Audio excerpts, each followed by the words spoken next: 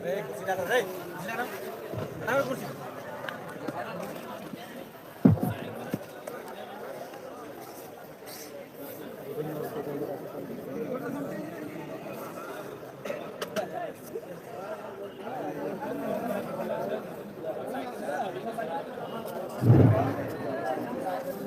किसी की मोटरसाइकिल की अगर चाबी गुम हो गई हो तो स्टेज पर आकर मुलाकात कर लें, यहाँ मौजूद है। अस्सलामु अलैकुम वरहमतुल्लाहि वबरकातुह।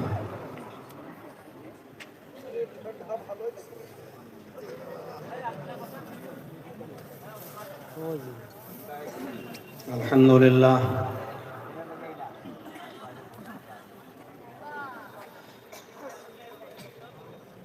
अल्हम्दुलिल्लाह नहमदुहु व नस्तईनुहु व नस्तगफिरुह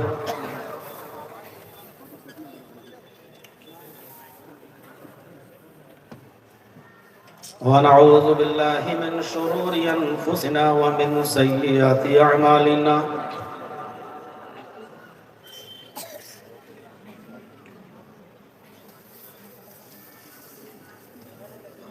मन यहदिहिल्लाहु फला मुज़िल्ल लहु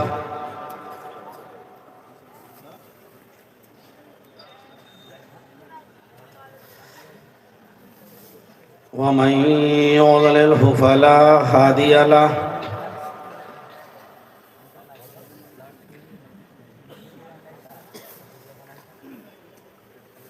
व अशहदु अल्ला इलाहा इल्लल्लाहु वहदहु ला शरीका लहु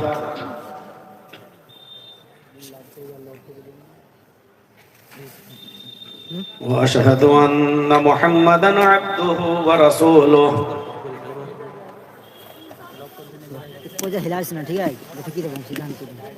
अम्मा बाद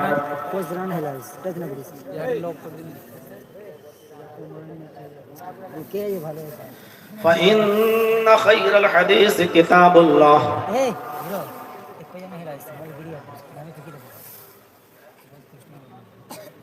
व खैरल हदी हदी मुहम्मदिन सल्लल्लाहु अलैहि वसल्लम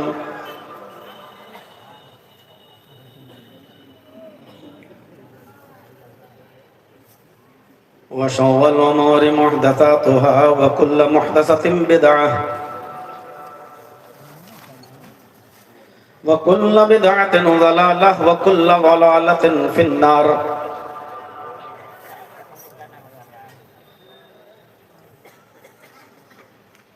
अऊज़ु बिल्लाहि मिनश शैतानिर रजीम।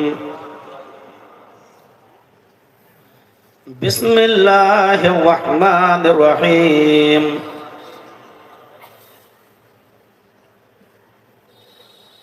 व अनकिहुल अयामा मिनकुम वस्सालिहीन मिन इबादिकुम व इमाइकुम इन यकूनू फुक़रा युग़निहिमुल्लाहु मिन फ़ज़लिहि वल्लाहु वासिउन अलीम।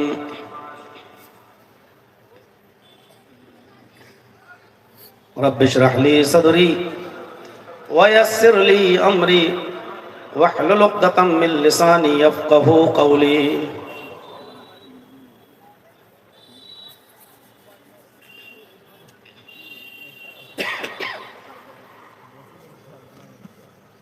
स्टेज पर बैठे हुए मुअज़्ज़ज़ और मुअक्कर उलमाए किराम, जामिया सल्फ़िया रियाज़ुल उलूम के सेक्रेटरी और असातिज़ा किराम, दीगर अराकीन और मेंबरान, खुर्दमनियन, साहिबगंज और उसके अतराफ़ व अकनाफ से तशरीफ़ लाए हुए मुअज़्ज़ज़ सामीईन हज़रात, पर्दा नशीन इस्लामी ख़वातीन माँ और बहनों, कौम व मिल्लत के लायक़वर नौजवानों, मुस्तक़बिल के होनहार अज़ीज़ बच्चों। ये चैनल वाले अपना थोड़ा सा नीचे करें, पीछे वालों को दिक्कत हो रही है। स्टैंड नीचे कीजिए आप। हमें नहीं दिखाई दे रहे हैं तो आप लोग तो लगा के टांग देते हैं कुतुब मीनार की तरह। सब लोग नीचे करिए, आप लोग भी अगर नीचे करिए, नीचे करिए या फिर हटा दीजिए, बंद कर दीजिए। मैं बोल रहा हूँ ना, आप पीछे से क्यों आ रहे हैं? बिल्कुल नीचे करिए, हमको ही नहीं दिख रही पब्लिक तो आप उनको कैसे दिख रहे होंगे? ये दोनों भी नीचे करो।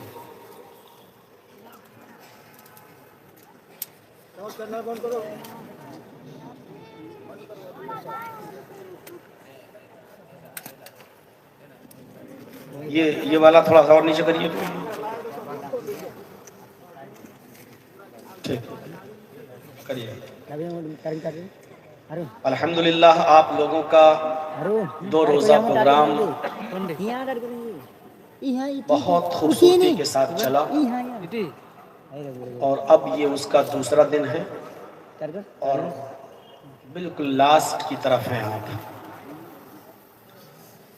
मुख्तलिफ उलमा ने कल भी आपके सामने खिताब किया और मुख्तलिफ उलमा को आज भी आपने सुना।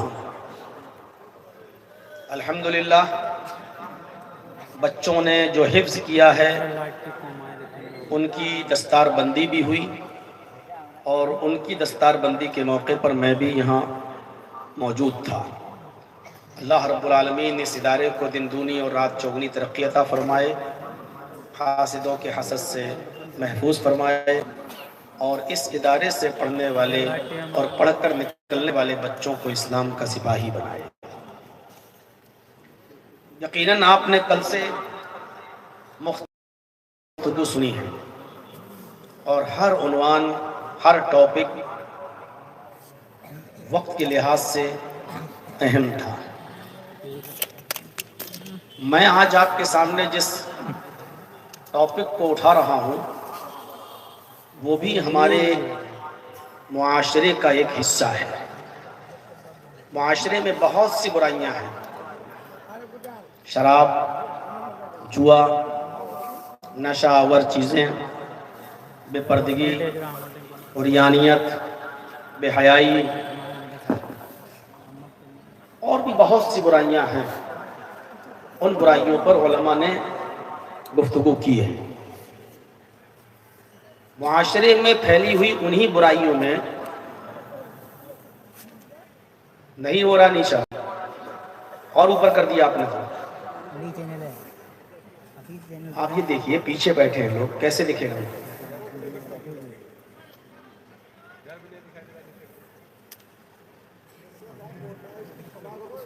एक घंटा इसी में लगाते हैं तब तक तकलीफ खत्म हो जाती है।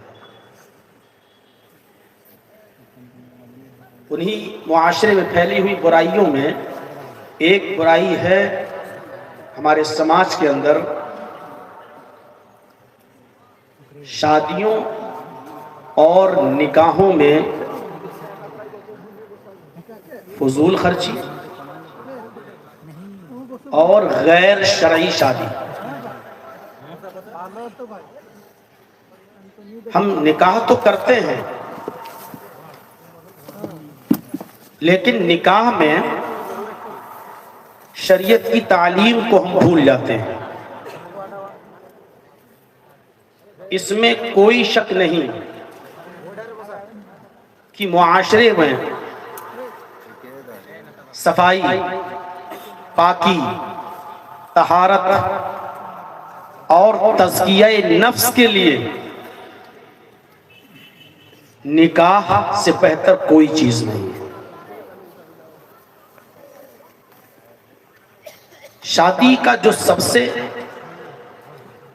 अच्छा और अहम फायदा जो है उसको नबी अकरम सल्लल्लाहु अलैहि वसल्लम ने खुद बयान फरमाया है बुखारी किताबुल निकाह के अंदर।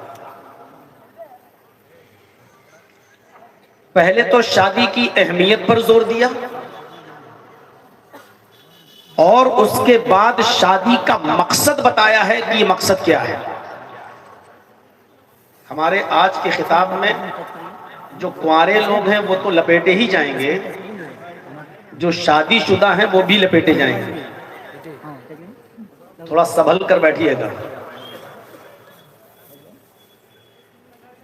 शादी की अहमियत बताते हुए अल्लाह के नबी सल्लल्लाहु अलैहि वसल्लम ने फरमाया, नौजवानों को हुक्म दिया, या माशर शबाबी मन इस्तता मिनकुमुल बाअह फलयतज़व्वज। आए नौजवानों, अगर तुम्हारे अंदर बीवी को खिलाने की, पिलाने की, वो बीमार हो जाए तो उसका इलाज कराने की, नान नफके की, और जो औरत का पर्सनल हक है, सब समझते हैं, उसकी वजाहत की जरूरत नहीं, जो उसका पर्सनल हक है उसको अदा करने की ताकत है, ये सारी चीजें अलबाअत के अंदर शामिल हैं। अगर ये ताकत है फलयतज़व्वज, तो तुम निकाह कर लो। ये नहीं कहा कि 2 मंजिला मकान जब तक ना हो जाए तब तक निकाह ना करो। ये नहीं कहा कि जब तक अपने पैरों पर खड़े ना हो जाओ तब तक निकाह ना करो। ये भी नहीं कहा कि पहले तो 4-5 साल सऊदी अरब में रह लो, कमा लो, जब कुछ हो जाए तब लेकर आओ तब निकाह करो। ये कुछ नहीं कहा।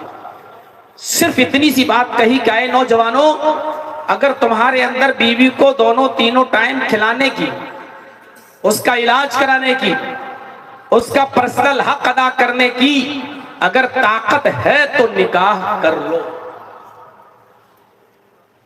ये शादी की अहमियत पर जोर दिया, इतना जरूरी है ये निकाह। और उसके बाद फरमाया, निकाह किस लिए किया जाता है, सबब क्या है, रीजन क्या है, शादी करने का फायदा क्या है। फ़इन्नहु अग़द्दु लिलबसर व अहसनु लिलफरज, इसलिए कि निकाह करने के बाद इंसान की निगाहें झुक जाती हैं। फ़इन्नहु अग़द्दु लिलबसर, शादी निकाह इंसान की नजरों को नीचे कर देता है, झुका देता है। मतलब समझ रहे हो, शादी करके बीवी आपके पास आ गई, अब आपकी नजरें झुक गई, यानी शादी से दूसरों की बहन बेटियां महफूज हो जाती हैं। निकाह करने से निगाहें झुक जाती हैं। निकाह करने के बाद इंसान दूसरों की मां बहन बेटियों की तरफ नजरें उठाकर नहीं देखता है। वह अहसनु लिल फरज, और निकाह करने से शर्मगाह की हिफाजत होती है। अभी तक जो बेलगाम घोड़े थे निकाह के बंधन में बंध चुके हो, अब तुम अपनी शर्मगाह का नाजायज इस्तेमाल नहीं करोगे। शर्मगाह की हिफाजत होती है। देख रहे हैं, शादी की ताकत हो तो निकाह कर लो, शादी से निगाहें झुक जाती हैं, शर्मगाह की हिफाजत होती है। और उसके बाद फरमाया, अगर ताकत नहीं है, बीवी को खिला नहीं सकते, उसको पिला नहीं सकते, उसका इलाज नहीं करा सकते, उसको रहने के लिए छप्पर नहीं दे सकते, उसको पहना नहीं सकते और उसका पर्सनल हक अदा नहीं कर सकते, फमन लम यस्तति फअलैहि बिस्सौम, तो अल्लाह के नबी ने फरमाया तो तुम नफली रोजे रखा करो। रोजा नफली, इसलिए कि रोजा रखने से इंसान की शहवत कंट्रोल में हो जाती है। रोजा रखने से इंसान के अंदर तकवा परहेजगारी आता है। परहेजगारी जब आती है, तकवा आता है, तो रोजा जब रखोगे तब भी तुम दूसरों की मां बहन बेटियों पर गलत नजर नहीं डालोगे। निकाह का ये फायदा बयान किया है मुहम्मदुर रसूलुल्लाह सल्लल्लाहु अलैहि वसल्लम। क्या ये फायदे हमारी शादियों में नजर आ रहे हैं? एक हदीस पढ़ी है अभी हमने आपके सामने, सिर्फ एक हदीस। इस हदीस पर अगर गुफ्तगू करूं तो बहुत लंबी बात आगे बढ़ सकती है। ताकत में क्या क्या चीजें शामिल हैं, नान नफके में क्या क्या चीजें शामिल हैं, बीवी को खिलाने और पिलाने की ताकत। इसका यह मतलब नहीं कि वो बीवी जब तुम्हारे घर पे आए तो रोजाना पिज्जा मांगे, रोजाना बर्गर मांगे, रोजाना बिरयानी मांगे तो उसको खिलाओ, नहीं। अपनी बीवियों के साथ रहो दस्तूर के मुताबिक, यानी मुआशरे में, समाज में और सोसाइटी में खाने और पीने का जो रवाज है, जो चलन है, उसके मुताबिक। अगर आपके यहाँ दाल भात खाया जा रहा है तो आपको अपनी बीवी को वही खिलाना है।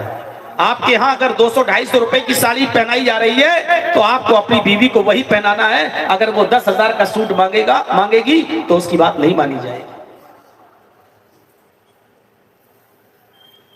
ये अलबात में शामिल है खिलाने की। जो तुम खाओ वो अपनी बीवी को खिलाओ, जो तुम पहनो वो अपनी बीवी को पहनाओ। खबरदार अपनी बीवी के गाल पर कभी थप्पड़ मत मारो, वो दूसरी बहस हो जाएगी, फिर हम दूसरी तरफ बहस जाएंगे। आए नौजवानों, अपनी बीवी को खिलाने पिलाने की और उसका पर्सनल हक अदा करने की ताकत है। उसको रखने के लिए, सर छिपाने के लिए जगह दे सकते हो। जो तुम पहनते हो वही उसको पहना सकते हो, जो तुम खाते हो वही उसको खिला सकते हो, जहां तुम रहते हो उसको वहीं रख सकते हो। बीमार हो जाओ, जिस डॉक्टर से तुम अपना इलाज कराते हो, अगर वो बीमार हो जाए तो अपनी इस्तिताअत के मुताबिक, हैसियत के मुताबिक डॉक्टर से उसका इलाज करा सकते हो और उसका पर्सनल हक भी अदा कर सकते हो। तो तुम निकाह कर लो। इसके बाद इजाजत नहीं है कि अब तुम और इंतजाम करो कि हम 5 मंजिल मेरा मकान हो जाए और हम अपने पैरों पे खड़े हो जाएं, हमारी सरकारी नौकरी लग जाए, हम टीचर हो जाएं, किसी स्कूल के सरकारी गवर्नमेंट जॉब हो जाए। अब आप इंतजार कर रहे हैं और आपकी उम्र 25 से 30 हो गई है और अभी तक आप पैरों पे खड़े नहीं हो रहे हैं। ये नहीं चलेगा। इतनी चीजें अगर हैं आपके पास, जो खुद खाते हो वही अपनी बीवी को खिला सकते हो, जो खुद पहनते हो वैसा ही अपनी बीवी को पहना सकते हो, जहां तुम रहते हो वहीं पर उसको रख सकते हो। तुम जिस हैसियत के डॉक्टर को दिखाते हो उसी हैसियत के डॉक्टर से उसका भी इलाज करा सकते हो। तो निकाह कर लो। निकाह करने से तुम्हारी निगाहें झुक जाएंगी। ये चैलेंजेस का दौर है, ये जमाना चैलेंज का जमाना है। एक नौजवान जब किसी ऑफिस में जाता है तो उसको कितने मराहिल से गुजरना पड़ता है। जिस ऑफिस में वो बेचारा काम कर रहा है उधर लड़कियां भी काम कर रही हैं, उनके बरहना लिबास पर नजर पड़ती है, उनके मेकअप पे नजर पड़ती है, उनके ड्रेसों पे नजर पड़ती है, उनके चाल चलन पे नजर पड़ती है। इन तमाम चैलेंजेस का मुकाबला करता है। अब वो घर आता है, बहुत से फितने में डूबा हुआ है। वो घर आकर चाहता है कि हम सुकून हासिल करें। लड़का भी पैरों पे खड़ा ही नहीं है। थोड़ा बहुत कमाया उसको यारी मक्कारी में लुटा दिया, 1000-2000 रुपए खर्च करके आया। अपने दिल में लगी हुई आग को कहीं बुझा कर आया। बाप से पूछा जा रहा, बेटे की शादी हुई? बाप कहता, बेटा अपने पैरों पे खड़ा हो जाए तब करेंगे।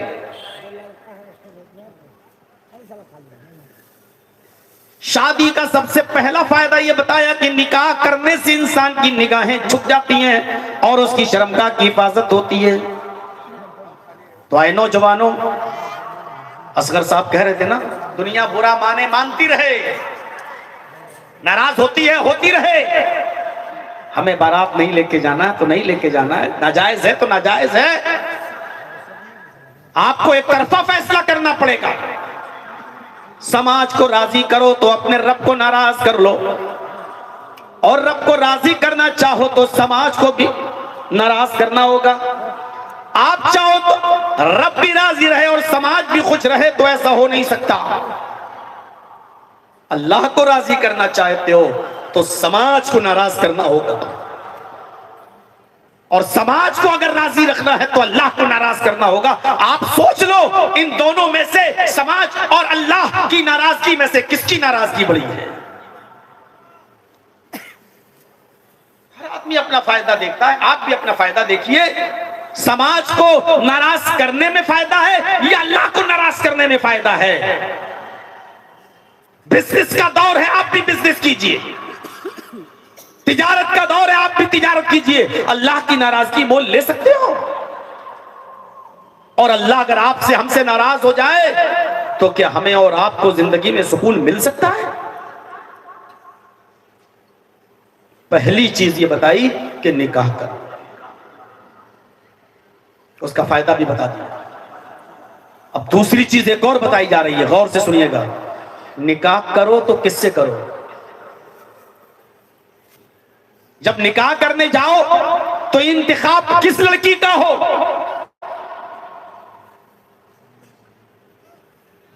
तुनकाहुल मरातु लिअरबईन लिमालिहा वलिहस्बिहा वलिजमालिहा वलिदीनिहा फज़फर बिज़ातिद्दीन। अल्लाह के नबी सल्लल्लाहु अलैहि वसल्लम फरमाते हैं, लोगों आमतौर पर निकाह करने में 4 चीजें देखी जाती हैं। लोग निकाह करते वक्त इन 4 चीजों पर नजर डालते हैं। लिमालिहा, समाज का एक तबका होता है जिसको लड़की पढ़ी लिखी से कोई मतलब नहीं, हस्ब नसब से कोई मतलब नहीं, हुस्न जमाल से कोई मतलब नहीं। समाज का एक तबका ऐसा होता है जो सिर्फ ये देखता है कि हम जिस लड़की के साथ अपने बेटे की शादी कर रहे हैं वहां हमें माल कितना मिलेगा। लिमालिहा, ये नजर होती है कुत्ते की, उस घर पर की हमें हड्डी कहां से मिलेगी। मिसाल बहुत सख्त है लेकिन सही है, हमें कोई पछतावा नहीं है इस मिसाल को पेश करने में। जिसके अंदर ये सिफत हो उसको बुरा लगे, लगे मेरे बाप का क्या जा रहा है। तो समाज का एक तबका ये देखता है कि हमें माल कितना मिलेगा, और यही से मामले बिगड़ते हैं। साहब आप जो कुछ भी देंगे हमें थोड़ी देंगे, आप तो जो कुछ भी देंगे वो तो अपनी बेटी को देंगे। इसको कहते हैं भीख मांगने का एक्सपर्ट, तजर्बेकार आदमी। ये आदमी भीख मांगने में बड़ा माहिर और एक्सपर्ट है, बात अपनी बहुत घुमा फिरा कर पेश करता है। साहब 5 किलोमीटर दूर पर दुकान है हमारी, हम मांग तो नहीं रहे हैं लेकिन रोजाना ऑटो से जाता है, या हमारा बेटा रोजाना उससे जाता है, आपके ये बैटरी वाली गाड़ी से जाता है जिसको आपके यहाँ क्या बोलते हैं, टिर्री, टोटो, इससे बैठ के जाता है। तो पीछे से जाइए, सामने से आके हमारा भी फिर दिमाग होगा चाय पीने का। तो मेरे भाइयों अगर आप मोटरसाइकिल दे देंगे तो आसानी हो जाएगी। वैसे हमें मांग नहीं रहे हैं, अगर दे दोगे तो आसानी हो जाएगी। इसको कहते हैं एक्सपर्ट। जैसे वो भिखारी दरवाजे पे आता है, दे तो उसका भी भला, न दे तो उसका भी भला। हालांकि वो न देने वाले का भला नहीं सोच रहा है, लेकिन ये उसकी स्टाइल है, भीख मांगने में एक्सपर्ट है, तजर्बेकार है। इसी तरीके से ये भी तजर्बेकार है। हम मांग नहीं रहे हैं, ये किराया बच जाएगा अगर आप उसको बाइक दे दोगे, मोटरसाइकिल दे दोगे। किसके लिए कमाएगा? अपने बीवी बच्चों ही के लिए तो कमाएगा। ये एक भीख मांगने का एक क्या बोलते हैं, टेक्निक है। तो कुछ लोगों की, समाज के कुछ लोगों की नजर इस पे होती है। लिमालिहा, हमें माल कितना मिलेगा। वलिहस्बिहा, कुछ लोग होते हैं हस्ब व नसब देखते हैं, जात बिरादरी देखते हैं। जर्जीत साहब अंसारी हैं तो लड़की भी अंसारी हो, हम खान हैं तो लड़की भी खान हो, हम 5 मंजिला बिल्डिंग के मालिक हैं, स्टेटस में लड़की का बाप भी 5 मंजिल की बिल्डिंग का मालिक होना चाहिए। हमारा बेटा बीकॉम एमकॉम किया है तो लड़की भी कम से कम एमकॉम ना सही तो बीकॉम होनी चाहिए। स्टेटस हमारा ऊंचा होना चाहिए, स्टेटस। कुछ लोग होते हैं जो हस्ब व नसब देखते हैं कि हम जिस खानदान के हैं, हमारा खानदान, हमारा हस्ब व नसब जो है वो लड़की का है या नहीं। आप सुनने आए हो, मुझे को आपसे माफी मांगना पड़ रही है। ये चैनल वाले नहीं नीचे कर पाएंगे, इनका चैनल चलता है, इनको यूट्यूब से बहुत कमाई होती है, इनकी चलने दीजिए। ये लोग उतना ही ऊंचा है जितना हमने कहा था, अभी कुछ नीचे नहीं हुआ है। लेकिन ये नहीं मानेंगे अपनी हरकत से। जब तक हम इन सबको हटाकर बंद नहीं करेंगे तब तक ये अपनी हरकत से बाज नहीं आएंगे। क्या फर्क पड़ रहा है? हमको यहाँ आदमी नहीं दिखाई दे रहे हैं। वो और मौलवी होंगे जो अकेले में बिठा दो तब भी बोल देंगे, हम नहीं बोल पाते यार, मेरी आदत नहीं है। ये बताइए इसको, ये बिल्कुल इस लेवल पे होना चाहिए यहाँ, बिल्कुल आप खड़ा किए बैठे और जैसे ही हमने बोलना शुरू किया फिर धीरे धीरे ऊपर होंगे। हम नहीं देख रहे हैं क्या? अब अगर नहीं हम माने तो ऐसी मिसाल दूंगा कि या तो भागोगे या गाली दोगे फिर हमको। उसने उठा के ऊपर से नीचे कर दिया, ये ऊपर वाले कैसे नीचे होंगे? उधर का उठा के नीचे कर दिया, उससे तो हमें कोई दिक्कत ही नहीं है, ये उन ऊपर वालों से दिक्कत है, ये जो मोबाइल लगे हुए ऊपर। वो देखो कैसे आराम से बैठे हुए, भैया ऊपर में आप भी शामिल हैं। कर दिया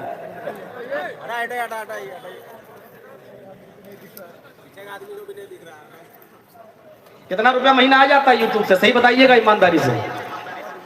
आज इन सब से चंदा लीजिएगा मदरसे वाले, ये हिफ्स के लिए सब मदरसे में 1 महीने का पूरा 1 दिन का एक हर चैनल वाला दे। छोड़ दो बेटा, नहीं कर पाओगे तुम। हम जितना नीचा चाहते हैं उतना नहीं कर पाएंगे, तुम्हारे बाप क्या दादा भी नहीं कर पाएंगे, आप नहीं कर पाओगे। रहने दीजिए, आप ही लोग थोड़ा सा बर्दाश्त कर लीजिए, आ जाने दीजिए इनकम इनके खाते में। कल से आओ, तुम्हारे एक भी चैनल हम करने देते हैं तो बताएंगे। तो मेरे भाइयों, हस्बो नसब से दूसरी चीज बताई गई है, हस्बो नसब। हम इतने ऊंचे खानदान के हैं तो लड़की भी ऊंचे खानदान की होनी चाहिए। और तीसरी चीज क्या देखी जाती है? वाली जमालिहा, खूबसूरती देखकर शादी की जाती है। खुद चाहे जैसा रहे, लेकिन जिससे शादी करना है वो हूर होना चाहिए। खुद चाहे शादी के बाद दोनों को खड़ा कर दिया जाए तो देखने वाला कहे पहलुए हूर में लंगूर, खुदा की कुदरत। खुद लंगूर सा दिखे लेकिन बीवी हूर सी होनी चाहिए। कुछ लोग ऐसे हैं जो खूबसूरती देखकर शादी करते हैं, उनको कुछ नहीं,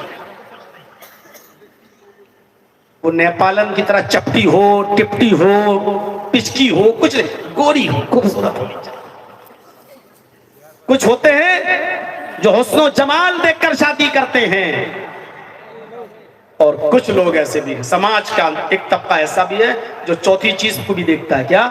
वलिदीनिहा, दीनदारी, लड़की दीनदार हो। आज के जमाने में दीनदार लड़की बहुत मुश्किल है। आप अगर ये समझते हैं कि मदरसे में पढ़ने वाली लड़की दीनदार होगी तो ये आप धोखे में हैं।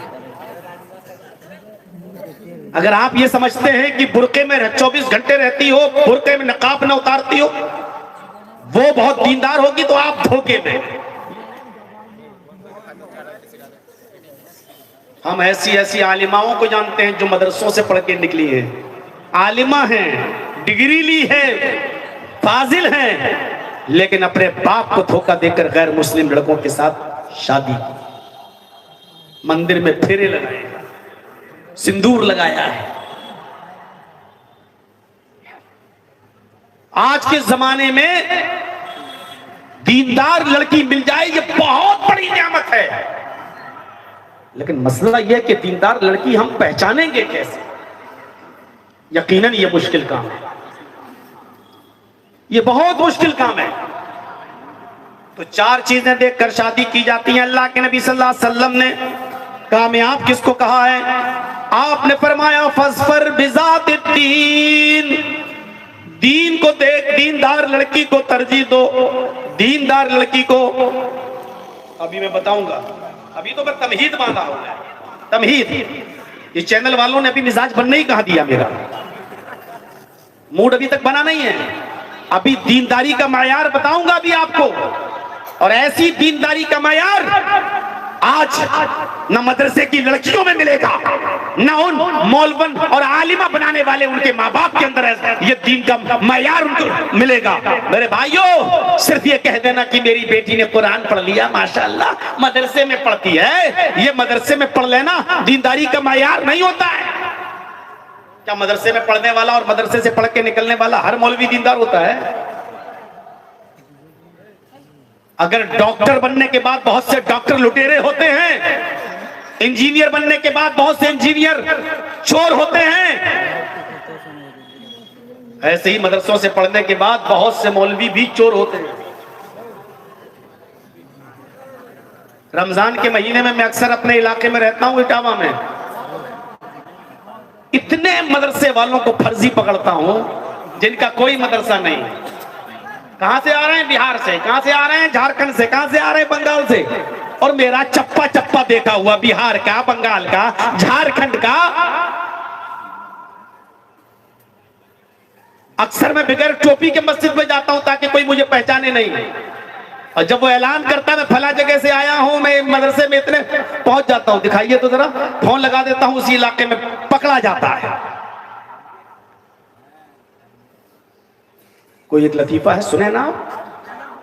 थोड़ा सा रात ज्यादा हो गई है, जाग जाइए, एक लतीफा सुनाता हूं। दुनिया में सबसे ज्यादा ताकतवर चीज क्या है? लोहा। कितना ताकतवर होता है? लेकिन लोहे से भी ज्यादा ताकतवर चीज क्या है?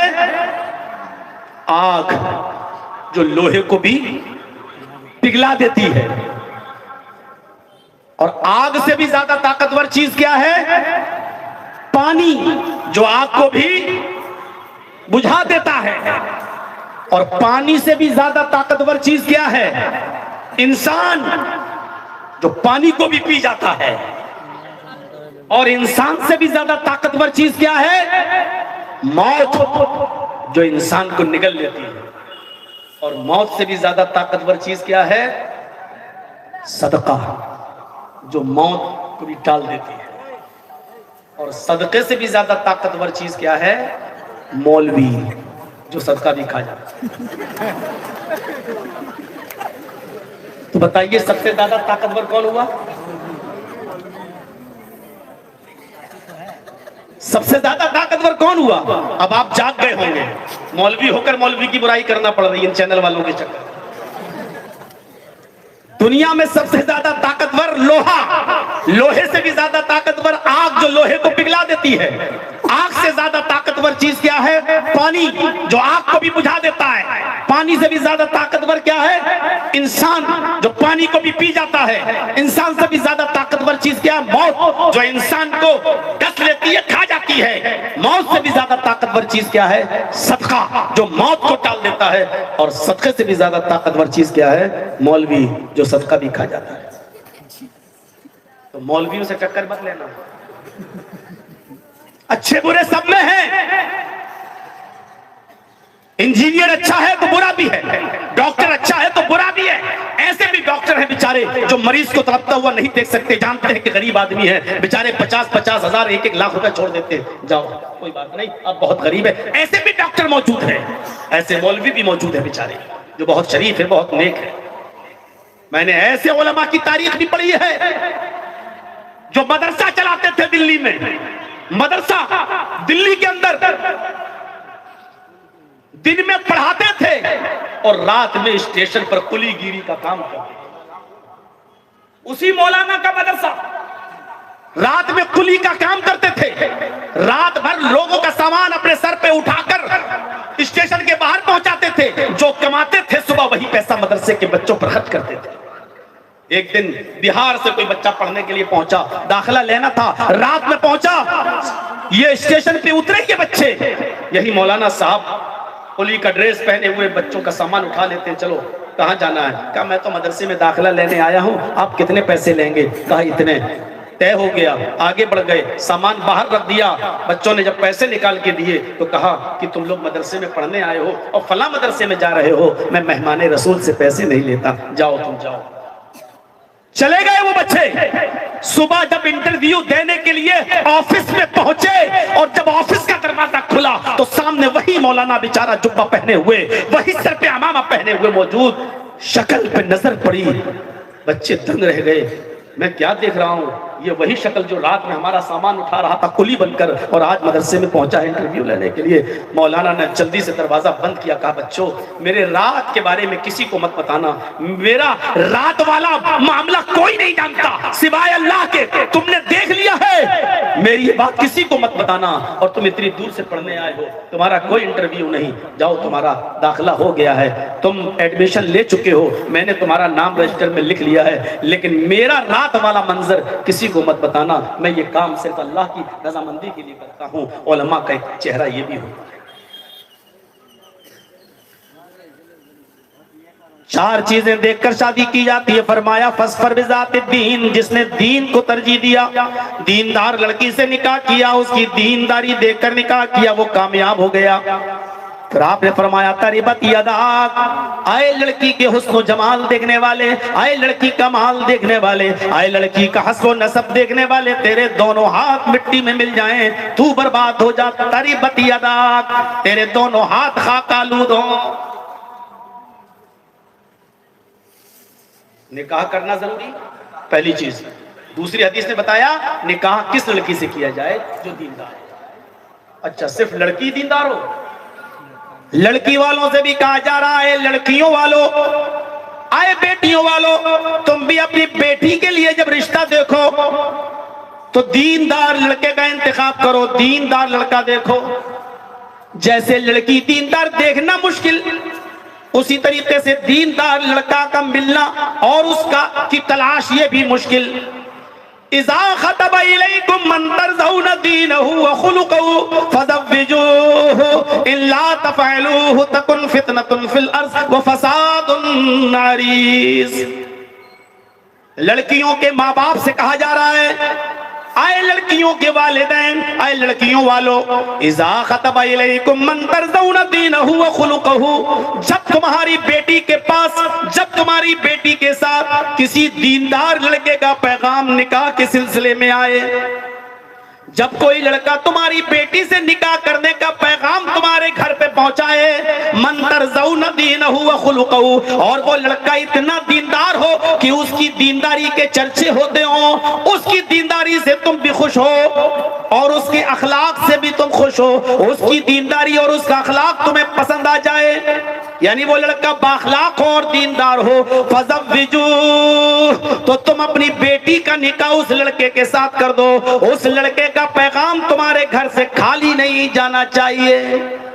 लड़कियों के माँ बाप से कहा जा रहा है, आए लड़कियों वालों, अगर ऐसे लड़के का जो दीनदार हो, बाखलाक हो, अगर उसका पैगाम तुम्हारे घर में तुम्हारी बेटी से निकाह करने के सिलसिले में आ जाए तो उस दीनदार लड़के का दिल न तोड़ना, उसका पैगाम रायगा मत करना, उसका पैगाम रिजेक्ट मत करना, उसका पैगाम मत ठुकराना। ये मत कहना कि मेरी बेटी तो मॉडर्न माहौल की है, मेरी बेटी तो मेकअप करने वाली है, तुझे तो 5000 रुपए महीना मिलता है, इतना तो उसका फेयर एंड लवली में चला जाएगा, उसका तो इतना पाउंड्स में चला जाएगा। अगर वो दीनदार लड़के का पैगाम तुम्हारे घर में तुम्हारी बेटी से रिश्ते के सिलसिले में आया है तो तुम उस लड़के को रिजेक्ट मत करना, उसके पैगाम को मत ठुकराना, अपनी बेटी का निकाह उसके साथ कर देना। अगर आए लड़कियों वालों सुन लो, आए खुर्द मनियन के लोगों, साहिबगंज और झारखंड के लोगों सुन लो, अगर उस लड़के का पैगाम तुमने रिजेक्ट कर दिया तो अल्लाह के नबी क्या केयरफुल कर रहे हैं, मुतनब्बा कर रहे हैं, होशियार कर रहे हैं। फरमाया इल्ला तफअलूहु, अगर तुमने ऐसा न किया, उस लड़के का पैगाम कबूल न किया और अपनी बेटी के साथ उसका निकाह न किया, तकुन फितनतुन फिल अर्ज़ व फसादुन अरीज़, जमीन में फितना फैल जाएगा, जमीन में फितना फैल जाएगा, वो फसादुन अरीज़, और लंबा चौड़ा फसाद बर्पा हो जाएगा। ये लंबा चौड़ा फसाद है। तुमने दीनदार लड़कों से अपनी बेटियों का निकाह करना गवारा नहीं किया, अल्लाह ने तुम्हारी बेटियों को सिंदूर लगाने पे मजबूर कर दिया है, मंदिरों में शादियां करने पे मजबूर कर दिया है। 3 लाख लड़कियां सिर्फ महाराष्ट्र के अंदर ऐसी हैं, 3 लाख लड़कियां ओनली महाराष्ट्र के कोर्ट में ये एप्लीकेशन दे चुकी हैं कि मेरी उम्र 17 साल की है, इसलिए मैं अभी अपनी मर्जी से शादी नहीं कर सकती। 1 साल के बाद मैं अपनी मर्जी से राकेश, रंजन, पप्पू, फला से मैं अपनी मर्जी से शादी करूंगी। उस वक्त मैं बालिग हो जाऊंगी। मेरा बाप, मेरा भाई इंटरफियर कर सकता है। लिहाजा मैं आज ही एप्लीकेशन दे रही हूं कि मेरी बाप की ना सुनी जाए, मेरे भाइयों की ना सुनी जाए, मेरे समाज की ना सुनी जाए। मैं अपनी मर्जी से फला फला के साथ शादी के बंधन में उसी धर्म के अनुसार चेंज होने के लिए तैयार हूं जिस धर्म का वो मानने वाला है। ये 3 लाख मुस्लिम लड़कियों की एप्लीकेशन सिर्फ महाराष्ट्र के अंदर मौजूद है।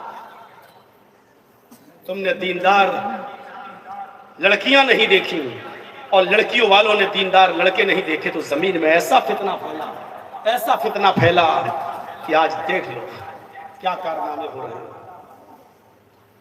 सुनते हो ना, उत्तर प्रदेश का एक गुंडा ऐलान करता है कि जो भी हमारा हिंदू भाई किसी मुसलमान लड़की से शादी करेगा तो उसको इतने लाख रुपए का चेक दिया जाएगा और इतने इतने साल तक उसको रहने के लिए फ्लैट मिलेगा। और फितना क्या होता है, इसके ऊपर कोई कार्रवाई नहीं हो सकती। क्यों? क्योंकि आप भी जानते हैं कि उसके ऊपर किसका हाथ है। और अभी आप कह के देखिए, आप कह के देखिए, कोई इस कौम की लड़की से शादी करके लाएगा तो इतना पैसा अभी धर्मांतरण के चक्कर में और धर्म परिवर्तन के चक्कर में, लफ्ज़ जिहाद के चक्कर में आप अपनी जमानत नहीं करा पाएंगे। हम आह भी करते हैं तो हो जाते हैं बदनाम, और तुम कत्ल भी करते हो तो चर्चा नहीं होता। ये फितने तो देखोगे, ये जमीन पर फसाद देखोगे। क्यों? क्योंकि लड़के वालों ने दीनदार लड़कियां देखना छोड़ दी और लड़कियों वालों ने दीनदार लड़के देखना छोड़ दिए। देखो ये दिन, आज क्यों रो रहे हो? अल्लाह के रसूल ने तो 1400 साल पहले कह दिया था कि जमीन में फितना फैल जाएगा और लंबा चौड़ा फसाद होगा। लड़कों वालों से भी कहा कि तुम सिर्फ दीनदारी देखकर शादी करो। लड़कियों के माँ बाप से भी कहा कि तुम लड़के के अंदर दीनदारी देखो, और दीनदार लड़के का पैगाम तुम्हारे पास आ जाए तो उसको रिजेक्ट मत करो। अब दुनिया कुल्लुहा मताउन व खैरु मताइद दुनिया अल मरातु सालिहा। आए नौजवानों, दुनिया पूरी की पूरी फायदा हासिल करने की चीज है। अल्लाह के नबी फरमाते हैं दुनिया की सबसे बेहतर फायदे की चीज, दुनिया की सबसे बेहतर फायदे की चीज नेक औरत है। अलमरातु सालिह, नेक औरत है। जिस शख्स को नेक औरत निकाह में मिल गई, समझ लो कि इस दुनिया ही को जन्नत उसकी बन गई। और अगर किसी औरत के निकाह में कोई डायन आ गई, कोई चुड़ैल उसके पल्ले पड़ गई, तो समझ लो कि उस दुनिया ही को में उसको जहन्नम नजर आएगी, और वो जहन्नम का नक्शा इसी दुनिया में देख लेता है। अल्लाह, जब जहन्नम का हल्का सा नक्शे का दुनिया में यह हाल है तो जहन्नम का हाल क्या हो? गौर करो, अल्लाह के नबी ने हजरत आयशा सिद्दीका से क्या कहा था? कुर्बानी का दिन है, गोश्त पककर सामने आया, हड्डी आई, हड्डी उठाई और मुंह तक ले गए, लेकिन हड्डी को वापस कर दिया, फिर मुंह तक ले गए, फिर वापस कर दिया। आप खा नहीं रहे, आपकी आंखों में आंसू हैं। अल्लाह के नबी से उनकी बीवी आयशा ने पूछा, अरे अल्लाह के नबी, आज कुर्बानी का दिन है और आज आपकी आंखों में आंसू हैं, आज आप रो रहे हैं, कुर्बानी का गोश्त में बना कर लाई हूं और आपकी आंखों में आंसू हैं। तो अल्लाह के नबी कहते हैं, आयशा, आज मुझे अपनी पहली बीवी खदीजा की याद आ रही है, आज मुझे अपनी पहली बीवी खदीजा की याद आ रही है। आयशा, आज अगर खदीजा जिंदा होती तो वो भी मेरे साथ बैठकर खाना खाती। खदीजा का इंतकाल 66 साल की उम्र में हुआ। उस वक्त अल्लाह के नबी की उम्र 51 साल थी, 51। नबी छोटे थे, खदीजा बड़ी, 66 ईयर, 66 साल की औरत। हमारे समाज में देख लो कितनी बूढ़ी है, 66 साल की। आप 66 साल की उस बुढ़िया को याद कर रहे हैं। आज खदीजा जिंदा होती तो वो भी मेरे साथ बैठ के खाना खाती। हजरत आयशा कहती हैं, अय अल्लाह के नबी, उस बुढ़िया को आप इतना याद करते हैं, हम जवान औरतें आपकी खिदमत में मौजूद हैं, लेकिन आप जो बुढ़िया को याद करते रहते हैं, उस बूढ़ी औरत को अपने दिल और दिमाग से नहीं निकाल पाते आप। अल्लाह के नबी ने जब ये सुना फरमाया आयशा खामोश, आयशा खामोश, खदीजा के बारे में मैं एक लफ्ज सुनने को तैयार नहीं हूं। आयशा तुम नहीं जानती हो खदीजा कौन थी। खदीजा खदीजा थी, आयशा आयशा है। खदीजा का अपना मकाम है, आयशा का अपना मकाम है। हजरत आयशा ने कहा ऐसी क्या खुसूसियत थी खदीजा में? आपने फरमाया आयशा तुम नहीं समझोगी, सुनो। जब सारी दुनिया मोहम्मद को झुठला रही थी, सारा अरब मोहम्मद को झुठला रहा था, खदीजा अकेले मोहम्मद की तस्दीक कर रही थी। जब सारा मक्का मोहम्मद को झूठा कह रहा था, खदीजा अकेले मोहम्मद को सच्चा कह रही थी। जब सारा मक्का मोहम्मद को पत्थर से मार मार के सर फोड़ देता था और खून निकालता था, मेरे सर को फोड़कर पूरा अरब मेरे सर पे पत्थर मार के मेरा सर फोड़ देता था, अकेले खदीजा अपने सर की ओढ़नी उतारती थी और अपना दुपट्टा फाड़ देती थी और मेरे सर के खून को साफ करती थी, मुझे तसल्ली देती थी।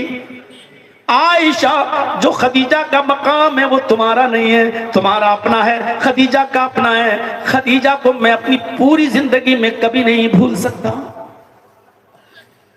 खदीजा ने मोहम्मद रसूलुल्लाह की जिंदगी, इसी दुनिया को जन्नत बना दिया। जिसको नेक बीवी मिल गई, कोई जरूरत नहीं है जहेज की। आप ऑफिस से घर पे थके हुए आ रहे हैं, दरवाजे पर बैल बजाई, आपके कदमों की आहट आपकी बीवी पहले से सुनती है, दरवाजा खोलती है, आप थके हैं, अपने चेहरे पे मुस्कुराहट लाती है और अपनी मुस्कुराहट से आपको खुश कर देती है। यह है नेक बीवी की पहचान। और बुरी बीवी की पहचान जानते हो?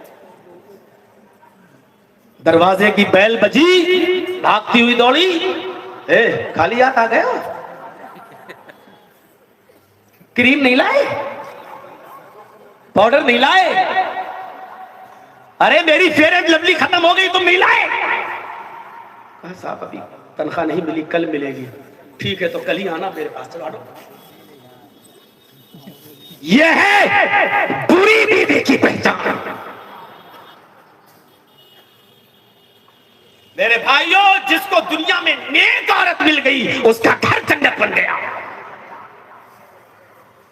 और जिसको दुनिया में बुरी बीवी मिल गई वो बेचारा न रात में चैन से सो पाता है, न सुबह बेचारा, न उसकी सुबह अच्छी न रात अच्छी।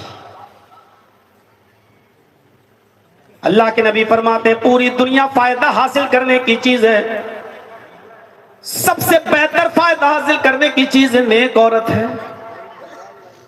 जहां अल्लाह के नबी ने यह फरमाया, वहीं दूसरी जगह अल्लाह के रसूल ने औरत को नुकसानदेह भी बता दिया।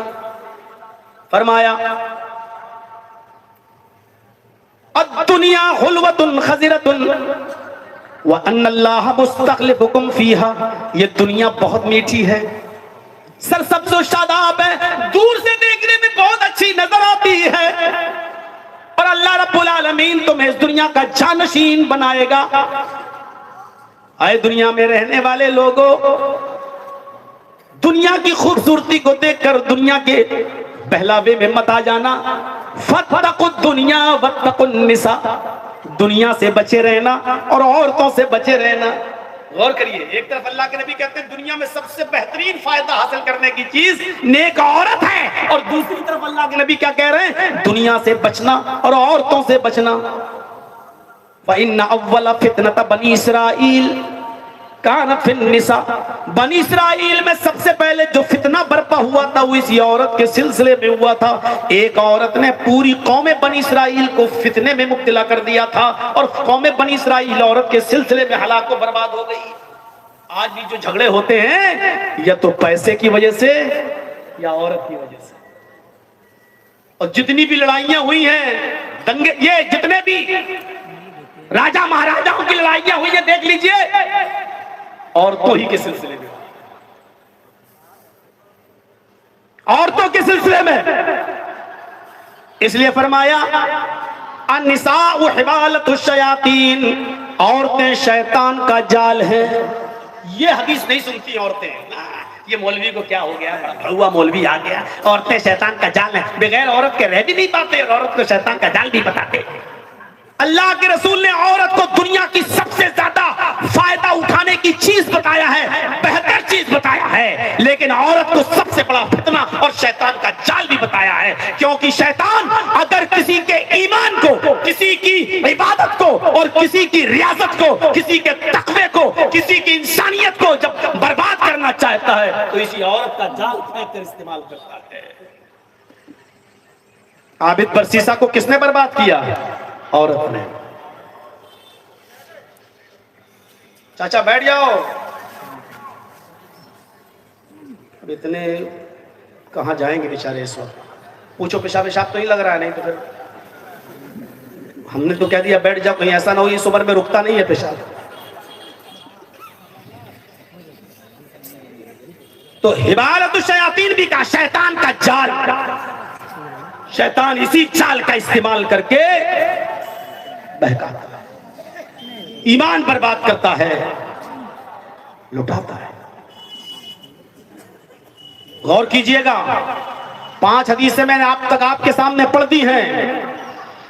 आइए अब मैं चलता हूं वो कुरान की उस आयत पर जो मैंने खुतबे मसनूना के बाद पढ़ी है। पहली चीज मैंने क्या बताई?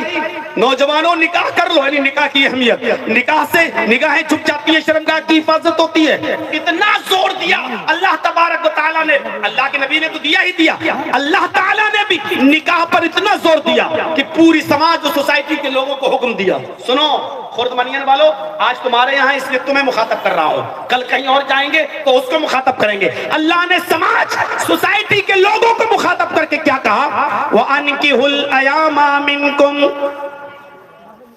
वस्सालिहीन मिन इबादिकुम व इमाइकुम। बहुत प्यारी आयत, इसके तर्जुमे पर गौर कर लो मेरे भाई। तुम में से जो गैर शादीशुदा हैं, लड़के या लड़कियां, आए समाज वालों, आए सोसाइटी में रहने वालों, आए गांव वालों, आए मोहल्ले वालों, तुम उनका निकाह करा दो। माँ बाप से नहीं कहा, ये समाज में मान लीजिए खुर्दमनियन है, एक इलाका है, अब समाज का हर आदमी देखे कि कौन 18 साल 19 साल 20 साल का लड़का हो गया और शादी नहीं कर रहा है, पूरे समाज को उसकी फिक्र होनी चाहिए कि उसकी शादी कराओ। जो लड़की बालिग हो चुकी है उसके बारे में समाज के लोगों को इल्म होना चाहिए कि फला की लड़की बालिग हो चुकी है, अब उसका निकाह करा दो। और खुल के बोल रहा हूं आज, मुझे नहीं मालूम आज के बाद बुलाया जाएगा कि नहीं बुलाया जाएगा, लेकिन सुन लो, समाज के लोगों को चेताया जा रहा है, जो गैर शादीशुदा हैं उनका निकाह कर दो, चाहे वो लड़के हो या लड़कियां।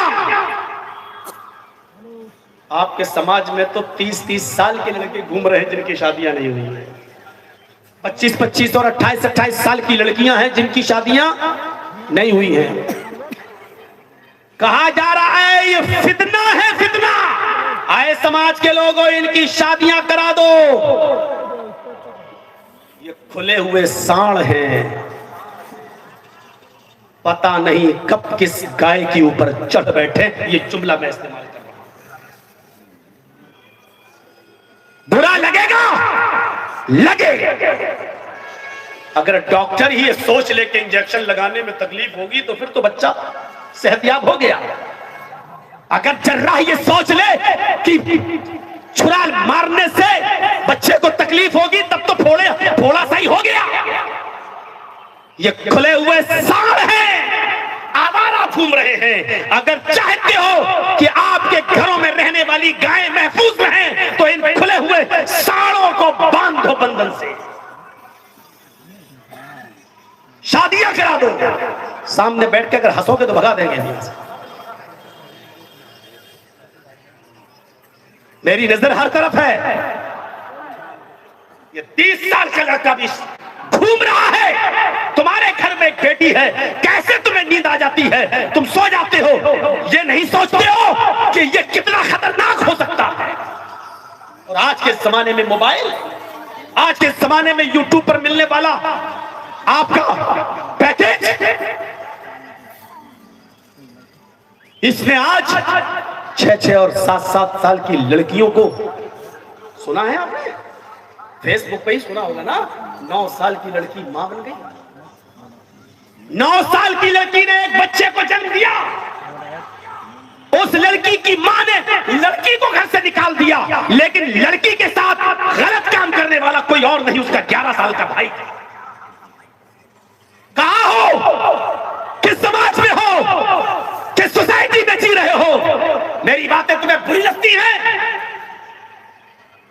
पुलिस जब घर पे आई तो मां ने लड़के को बचा लिया। नहीं, लड़के ने कुछ नहीं। लड़की कह रही है कि हमारे साथ ये काम मेरे भाई ने किया है, लेकिन लड़की ने, मां ने लड़की को आवारा छोड़ दिया, थाने में दे आई, मेरा कोई ताल्लुक नहीं इससे, और अपने लड़के को बचा लिया। 9 साल की लड़की का मां बन जाना, मेडिकल साइंस हैरान है कि ये मां बन कैसे गई, डॉक्टर्स हैरान है ये मां बन कैसे गई। अब बन गई तो बन गई। क्यों?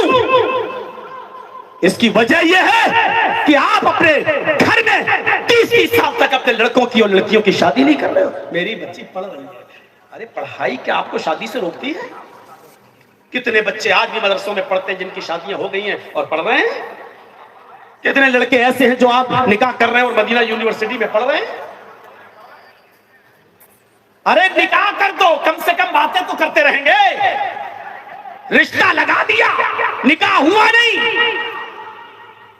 वो दोनों ऐसे मोबाइल से चिपके हुए हैं जैसे चुंबक चिपका हुआ। ना ये रात में सो रही है, ना वो रात में सो रहा है। इसकी भी पढ़ाई खराब हो रही है, इसकी भी नींद खराब हो रही है। सुबह इसका भी दिमाग खराब रहता है, उधर लड़के का भी दिमाग खराब रहता है। इन मोबाइलों को हाथ में देकर जो आपने और हमने मुआशरा और समाज को बिगाड़ा है, इसके जिम्मेदार हम और आप हैं। 9 साल की बच्ची का मां बन जाना, एक बच्चे को जन्म देना, हमारा समाज किस तरफ जा रहा है, हमारी सोसाइटी किस तरफ जा रही है? फरमाया अल्लाह ने, वअनकिहुल अयामा मिनकुम, तुम में से जो गैर शादीशुदा हैं, लड़के हो या लड़कियां, आए समाज के लोगों, तुम उनका निकाह करा दो। ये तो समाज के लोगों की जिम्मेदारी है, ये तो लड़के और लड़कियों की बात है। अरब के अंदर गुलाम चलते थे, गुलाम। हमने किसी को खरीद लिया तो वो मेरा गुलाम हो गया, किसी लड़की को खरीद लिया तो वो हमारी लौंडी हो गई। ये बेचे जाते थे और खरीदे जाते थे। देखिए कुरान आगे क्या कह रहा है, कह रहा अपने बेटे और बेटियों ही का नहीं, वस्सालिहीन मिन इबादिकुम व इमाइकुम, अगर तुम्हारे समाज में गुलाम लड़के हों, गुलाम लोग हों जो किसी की मातहती में काम करते हैं, जिनको तुमने खरीद लिया है, या लौंडियां हों, तुम में से जो नेक गुलाम और नेक लौंडियां हो, तुम उनका भी निकाह करा दो। इस्लाम सिर्फ लड़कों लड़कियों के निकाह नहीं, गुलाम मर्दों के और लौंडियों के निकाह में भी पक्ष रखता है कि उनको भी शादियां करने का हक है, क्योंकि ये इंसान की जरूरत है। चाहे वो गुलाम ही क्यों ना हो, वो लौंडियां ही क्यों ना हो, उनका भी निकाह करा दो, क्योंकि बगैर निकाह के अगर रहेंगे तो समाज में फितना फैलेगा, समाज में उरियानियत फैलेगी, समाज के अंदर बुराइयां फैलेंगी। वो समाज के लिए खतरनाक हो सकते हैं, वो समाज के लिए खतरनाक हो सकते हैं। मेरे प्यारे साथियों, गौर कीजिए कुरान कितनी बड़ी बात कह रहा है। अगर तुम में से जो नेक गुलाम हो और जो लौंडियां हो, तुम उनका भी निकाह करा दो। अब क्या है, गुलाम के पास क्या होता है, हमने किसी को खरीद लिया, वो खुद मेरा गुलाम है, अब इसका हम निकाह कराएंगे तो इसके पास क्या होगा? कुछ नहीं होगा ना। हमने किसी लड़की को खरीद लिया, उस जमाने की बात बता रहा हूं जब ये चलता था, तो खरीद लिया, जब वो मेरी लौंडी है तो वो उसके पास क्या होगा? बेचारी के पास कुछ नहीं होगा ना। अल्लाह के नबी क्या, कुरान क्या कहता है, उनके पास कुछ हो या ना हो, वो फकीर ही सही, गरीब ही सही, इन यकूनू फुकरा युगनिहिमुल्लाहु मिन फज़ली, अगर वो गरीब भी होंगे, अगर वो फकीर भी होंगे, तो अल्लाह उनको अपने फजल से गनी कर देगा, अल्लाह उनको अपने फजल से अमीर कर देगा। अरे शादियां करने से गरीबी मिटती है, गरीबी खत्म होती है, गरीबी आती नहीं है। ये आपकी सोच है, साहब शादी कर लेंगे तो बीवी को क्या खिलाएंगे? शादी करने से तो गरीबी मिटती है। फुकरा, अगर वो फकीर होंगे, युगनिहिमुल्लाहु मिन फज़ली, तो अल्लाह उनको अपने फजल से अमीर कर देगा, अल्लाह अपने फजल से उनको अमीर बना देगा।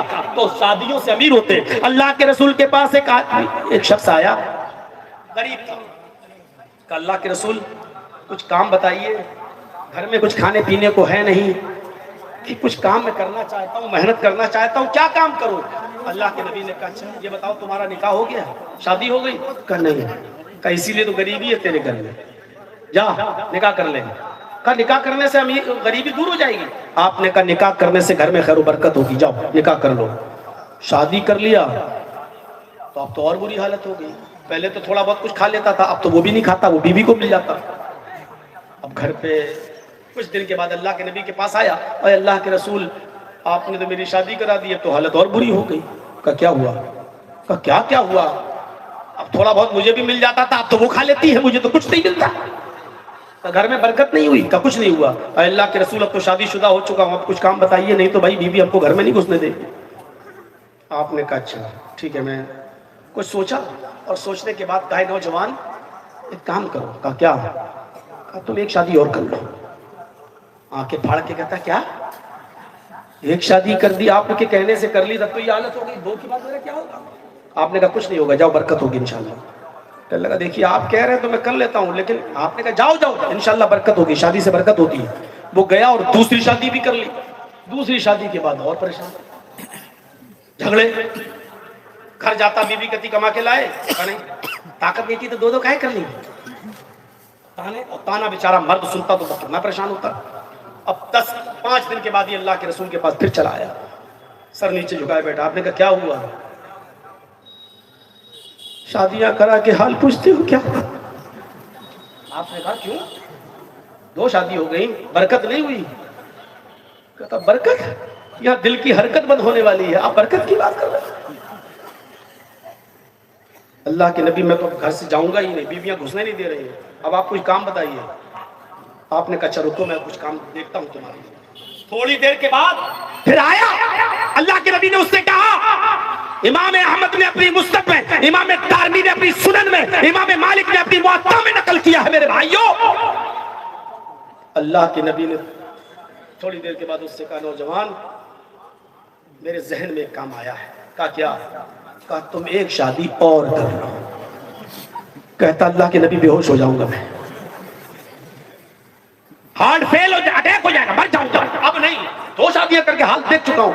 आपने कहा मैं चौथी के लिए नहीं कहूंगा, तीसरी और कर लो चलो। कहता ठीक है, मर तो वैसे ही रहा, एक और कर लेता हूं, जब मरना ही है तो पूरी तरह मर जाता हूं, लेकिन खैर बरकत नहीं हुई तो मैं जाऊंगा नहीं आपके घर से। आपने कहा वो गया और तीसरी शादी भी कर लिया। अब 1 महीने के बाद आया। आपने कहा नौजवान 1 महीने के बाद आए हो, चेहरे पे कुछ खुशी नजर आती है। कहा अल्लाह के रसूल बहुत बरकत हो रही है घर में। आपने कहा क्या हुआ अचानक बरकत? अल्लाह के नबी तीसरी औरत से मैंने शादी की है, वो खजूर के जो पत्ते होते हैं खजूर के, उन पत्तों से चटाई बुनना जानती है, एक चटाई बना लेती है। वो रोजाना एक चटाई बना लेती है, 1 दिरहम की आमदनी हो जाती है, 1 दिरहम में पूरा घर खाता है, पूरे घर का गुजर बसर चलता है। उसने यही काम मेरी पहली और दूसरी बीवी को भी सिखला दिया। 3 चटाइयां बनती हैं, 3 दिरहम की आमदनी होती है, 1 खर्च होता है, 2 बचाता हूं। आपने कहा माशाअल्लाह। अच्छा तुम क्या करते हो? मैं तो बैठा रहता हूँ, मैं तो बीवी की कमाई खा रहा हूँ, अब मुझे क्या काम है? अल्लाह के नबी ने फरमाया तुम भी ये काम सीख लो जो तुम्हारी बीवी जानती है। अगर कभी कोई बीवी छोड़ के चली गई या तलाक ले ली या मर गई तो कम से कम तुम अपना गुजर बसर तो चला सकते हो। तो कहा कि काम तो मैं पहले ही पूछने आया था, काम आप शादियां कराने के बाद बता रहे कि सीख लो। आपने कहा कि मैं जानता हूँ शादी से खैर बरकत होती है, तो तीसरी शादी के बाद उसके खैर बरकत, मैं आपसे नहीं कह रहा हूँ कि आप शादी करिए 3-3, 2-2, एक शादी के बाद बरकत ना हो रही। बरकत तो आज हमारी जहेज की वजह से चली गई। तुम 4-4, 5-5 लाख रुपए की डिमांड करते हो, 4 व्हीलर मांग रहे हो, गाड़ी मांग रहे हो। लड़की जब आती है बरकतों के दरवाजे लेकर, तुम्हारे जहेज की डिमांड उस बरकत में रुकावट बन जाती है। अब चलाओ ये मोटरसाइकिल, कब तक चलाओगे? बैठो अपने ससुर की भीख में दी हुई गाड़ी पर, ससुर ने इंटरनेशनल भिखारी समझ के दे दिया, ले बैठ अब इस गाड़ी के ऊपर। और इंटरनेशनल भिखारी उस गाड़ी पे बैठता जैसे अपने बाप का माल, फ्री में मिली है ना, तो उसको अपने बाप का माल समझ के चलाता है, चलाता है। फिसला पैर, टूटी कमर, मौलाना साहब देखने गए, क्या हुआ हॉस्पिटल में? मौलाना साहब गाड़ी तेज स्पीड में चलाई, रीढ़ की हड्डी टूट गई। ठीक है अल्लाह तुम्हें शिफा दे। उठा, पकड़ लिया हाथ, मौलाना मस्जिद में दुआ करा देना, अल्लाह मुझे शिफा अता फरमाए। अब शिफा, भीख मंगनी गाड़ी पे बैठा, अब शिफा। अब अल्लाह तुझे शिफा देगा। मेरे भाइयों, बरकतें लेके आती है लड़की, निकाह के बाद तुम्हारी जहेज की डिमांड उस बरकत को चाट लेती है, उसको खत्म कर देती है।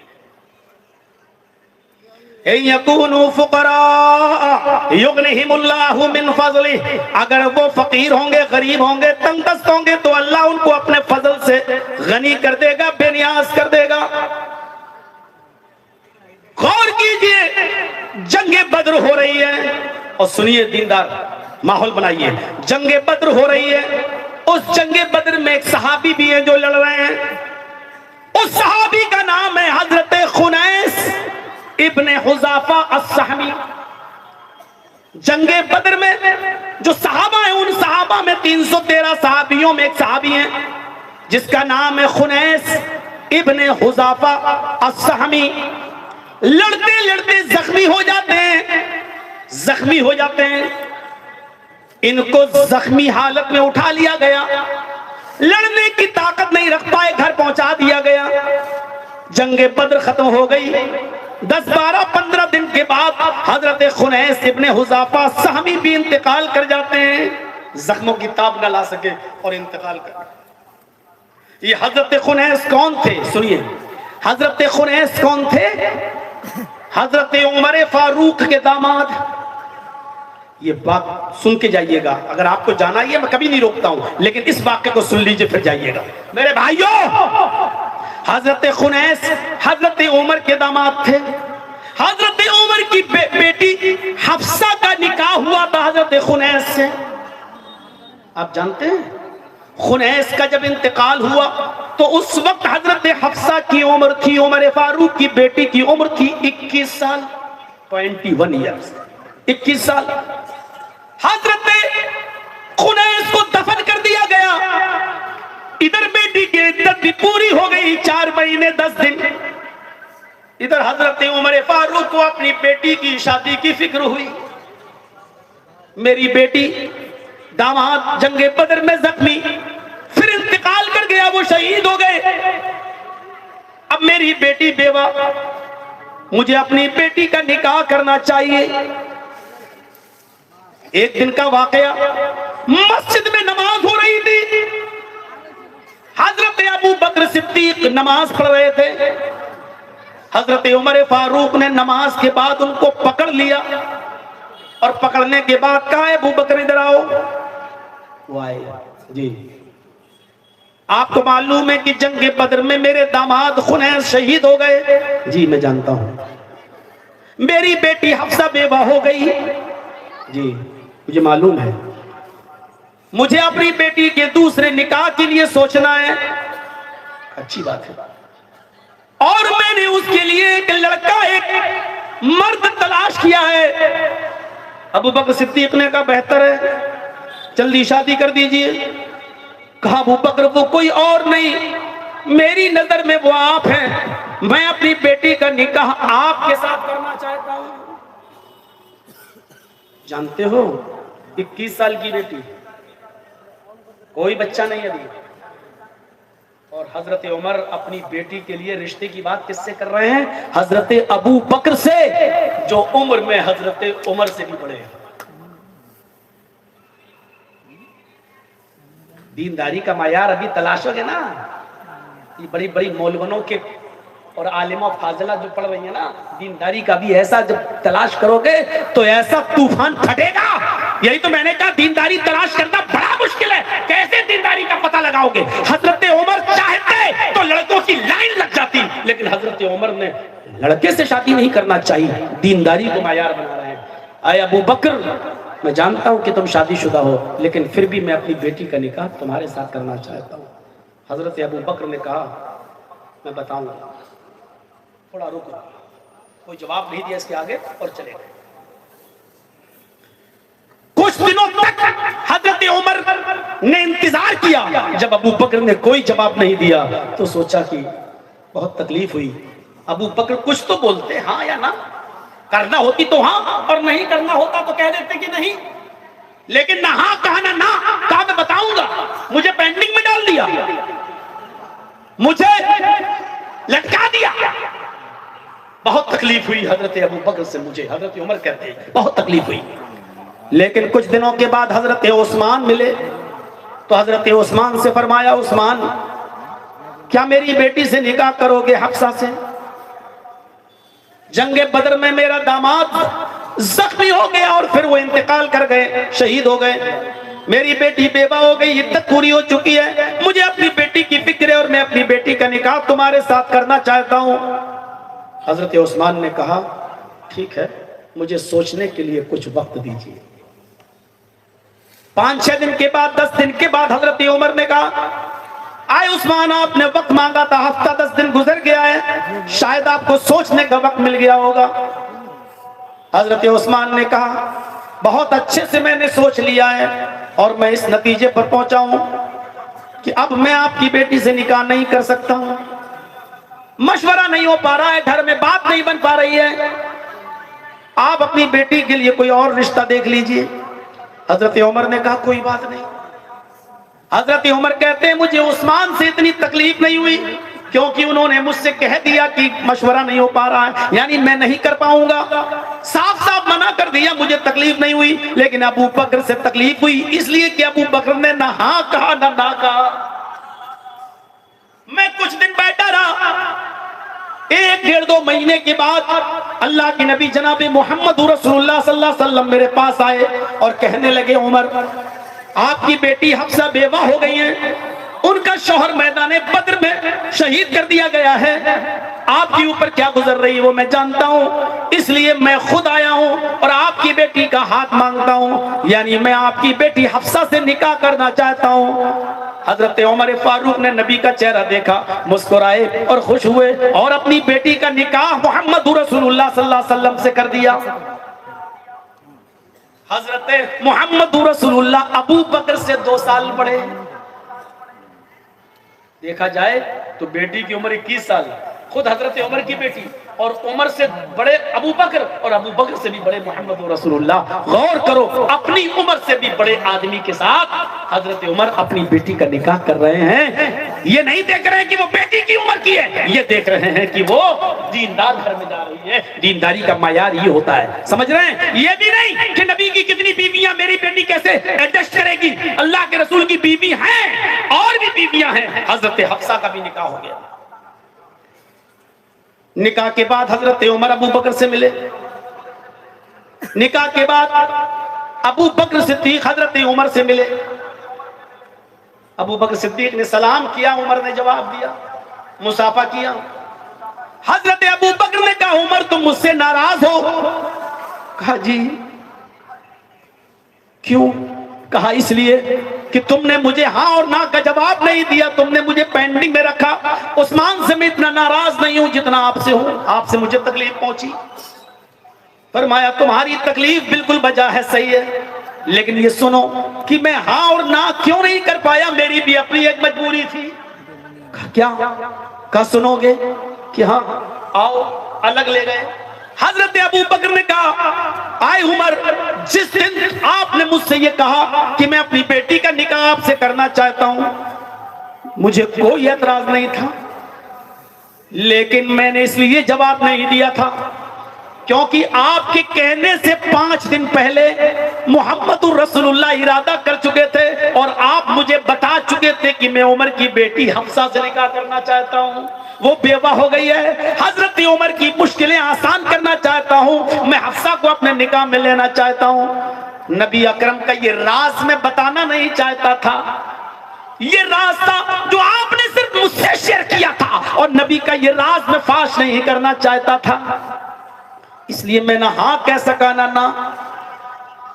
अगर नबी अकरम मना कर देते तो फिर मैं हाँ कह देता, और हाँ इसलिए नहीं कहा क्योंकि अल्लाह के रसूल इरादा कर चुके थे, और बताया इसलिए नहीं कि नबी का राज मैं फाश नहीं करना चाहता था।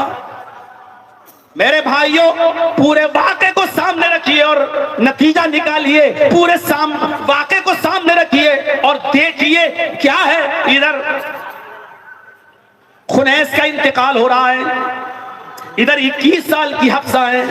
21 साल की हफ्सा के लिए हजरत उमर अबू बकर से बात कर रहे हैं जो उमर से 2 साल बड़े। लगी तो उस्मान से बात कर रहे हैं, वो भी तकरीबन इसी उम्र के। और जब इन दोनों जगह बात नहीं बनी तो अपनी बेटी का निकाह मोहम्मद रसूलुल्लाह सल्लल्लाहु अलैहि वसल्लम से कर रहे हैं। इसका मतलब यह है कि लड़की वाला भी अपनी बेटी के लिए लड़का तलाश कर सकता है और बजाते खुद लड़के से कह सकता है। कोई लड़की का बाप बजाते खुद किसी लड़के से कह सकता है मैं अपनी बेटी का निकाह तुम्हारे साथ करना चाहता हूं, क्या तुम तैयार हो?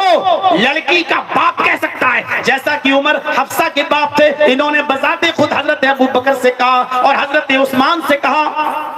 और अल्लाह के नबी ने हजरत उमर से कहा मैं आपकी बेटी से निकाह करना चाहता हूं। इससे यह पता चला कि कोई लड़का भी लड़की के बाप से डायरेक्ट कह सकता है कि मैं आपकी बेटी से निकाह करना चाहता हूं। शरीयत में ये कोई बुराई नहीं है। समाज में बुराई होगी, अरे बेशरम है कितना, डायरेक्ट आ गया है? अरे अपने बाप को भेजता, अपनी अम्मा को भेजता, अपनी बहन को भेजता। ये हमारे यहाँ शर्म की ये बात है। यानी लड़का अगर डायरेक्ट लड़की के बाप से कह दे, डायरेक्ट लड़की के बाप से कहते कि मैं आपकी बेटी से शादी करना चाहता हूं, तो कहते बेशरम है, बेहया है ये लड़का, है डायरेक्ट बात कर रहा है। और बेगैरतो, बेहयाओ, तुम्हारी बेटी रात रात भर मोबाइल पे बात करे, तुम्हारा बेटा रात रात भर मोबाइल पे बात करे, तो बड़ी शर्म हया वाली बात है, ये बड़ी शर्म हया है। और लड़का अगर डायरेक्ट लड़की के बाप से कहते कि मैं आपकी बेटी से शादी करना चाहता हूं, तो आप कहते हो ये बड़ा बेशरम है, डायरेक्ट बात कर रहा है। छोड़िए, लड़की भी लड़के से कह सकती है कि मैं आपसे शादी करना चाहती हूं। अल्लाह के नबी के पास एक औरत आई, कहने लगी कि अल्लाह के नबी मैं आपसे निकाह करना चाहती हूं, आप खामोश रहे। एक साहबी बैठे थे, कहा आप नहीं करना चाहते तो मेरे साथ कर दीजिए। डायरेक्ट बात हो रही है, डायरेक्ट। अल्लाह के रसूल के पास एक औरत आके कहती कि मैं आपसे निकाह करना चाहती हूँ। इससे पता चला कि लड़की भी डायरेक्ट कह सकती है किसी लड़के से मैं आपसे शादी करना चाहती हूँ, और लड़का भी किसी लड़की से डायरेक्ट कह सकता है। जैसा कि हजरत मोहम्मद रसूलुल्लाह सल्लल्लाहु अलैहि वसल्लम ने उम्मे सलमा से निकाह किया था, और सलमा, उनके बाप अबू सलमा का जब शौहर का इंतकाल हो गया, इद्दत गुजर गई, तो अल्लाह के रसूल उम्मे सलमा के घर पहुंचे और दरवाजे को दस्तक दी। उन्होंने दरवाजा खोला, आप को अंदर आने की इजाजत दी, तो अल्लाह के रसूल ने कहा उम्मे सलमा तुम्हारे शौहर का इंतकाल हो गया और मैं तुम्हारे साथ निकाह करना चाहता हूँ, क्या तुम तैयार हो? उन्होंने अपनी 2-3 परेशानियां बताई, अल्लाह के रसूल ने उनको सुना और फिर उम्मे सलमा ने निकाह कर लिया। तो मेरे भाइयों, कई चीजें बनती हैं। लड़का डायरेक्ट लड़की के बाप से भी कह सकता है कि मैं आपकी बेटी से शादी करना चाहता हूं, और डायरेक्ट लड़की से भी कह सकता है कि मैं तुमसे शादी करना चाहता हूं। लड़की का बाप भी किसी लड़के से कह सकता है कि मैं अपनी बेटी के लिए आपका बेटा चाहता हूं, और किसी लड़के से भी कह सकता है क्या मेरी बेटी से निकाह करोगे, मैं तैयार हूं। इसी तरीके से लड़की भी डायरेक्ट लड़के से कह सकती है और लड़का भी डायरेक्ट लड़की से कह सकता है। ये इस्लामी तालीमात, उसूल और ज़ाब्ते हैं, ये खत्म नहीं हो सकते, लेकिन हाँ शरीयत जितनी इजाजत देती है उतनी। अब इससे ज्यादा मोबाइल पर गुफ्तगू करने की नहीं, डेट पे जाने की नहीं, होटल पे मिलने की नहीं, जलसों में आना। सब लोग मौलाना जर्जीज की तकरीर सुनेंगे, हम फला फला जगह जलेबी की दुकान पे तुम्हें मिलेंगे, हैं? क्या समझते हो पागल है जर्जीज? 25 साल से आ रहा है। बिहार में चले जाइए, कटिहार और पूर्णिया, ररिया, जलसों में कितने केस देखे हैं। पकड़े गए लड़का लड़की खेतों में, बिठाए गए, पंचायत बिठाई गई, सब कुछ हुआ, और बेगैरत क्या फैसला करते हैं पंचायत में? लड़का लड़की को लेके भाग गया। अब पंचायत बैठती है तो पंचायत के प्रमुख मुखिया लोग बैठ के क्या कहते हैं? लड़का लड़की को लेके भागा, हाँ 5 लाख रुपए का जुर्माना दो, और नहीं तो उसी लड़की का निकाह उस लड़के के साथ करा दो। बेगैरत हो, शर्म करो, ये फैसला करते हैं। लड़का जुर्माना देगा, क्यों? अब लड़की को लेके भागा। लड़की नहीं भागी, तेरी लड़की भी तो भागी। जब भागने में दोनों बराबर के शरीक हैं, तो जुर्माना सिर्फ लड़का क्यों देगा? ये फैसला करने वालों, कयामत के दिन तैयार रहो, तुम्हारी गर्दनों पर हाथ होगा, तुम बचोगे नहीं अल्लाह के अदल इंसाफ से। जुर्माना सिर्फ लड़का देता है,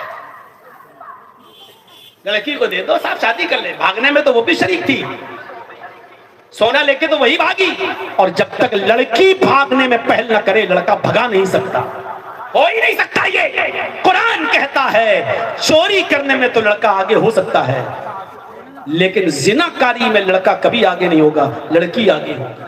इसीलिए कहा सारिक़ु फ़क़्तऊ अयदियहुमा, चोरी करने वाले मर्द और चोरी करने वाली औरत दोनों का हाथ काट डालो। लेकिन जिना के मामले में कहा अज़्ज़ानियतु वज़्ज़ानी फ़ज्लिदू कुल्ला वाहिद मिनहुमा मियता जल्दा, जिना करने वाली औरत और जिना करने वाला मर्द दोनों को 100 कोड़े मारो कुंवारे हैं तो। क्योंकि जिनाकारी की शुरुआत पहले लड़की की तरफ से होती है। अगर लड़की की परमिशन ना हो तो कोई लड़का किसी लड़की को भगा कर दिखा दे। अब करें क्या? हमारे हिंदुस्तान का कानून यही है कि लड़का भागे या लड़की, 376 लड़के ही पर लगता है, लड़की के लिए आज तो कोई दफा बनी नहीं।